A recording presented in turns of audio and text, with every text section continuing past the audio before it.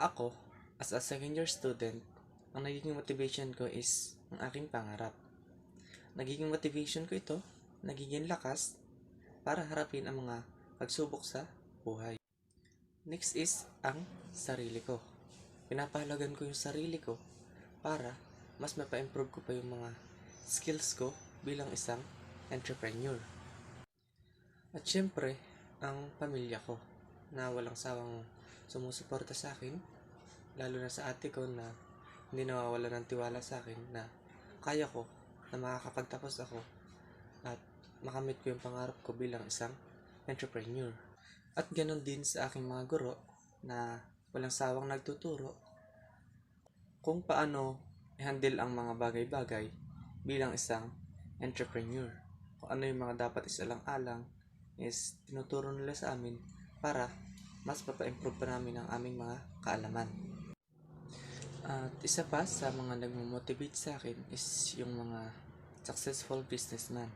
Kung paano nila i-handle yung kanilang business para mas mapalugo nila ito ng ayos. Yung kung paano sila makisama or makitungo dun sa kanilang mga employee. Hindi lang sila nakakatulong sa paglago natin, kundi nakakatulong din sila sa paglago ng ekonomiya ng ating bansa.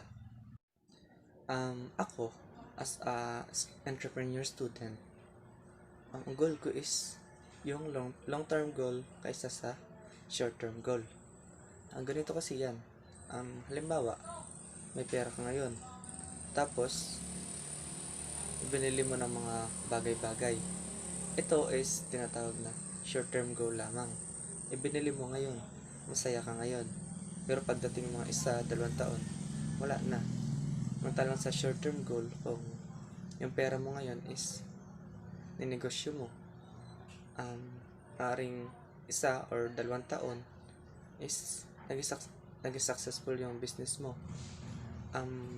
Yung sa halip na mabibili mo ngayon is next year is mabibili mo or madudubli mo pa yung mga bagay na kaya mong bilhin ngayon.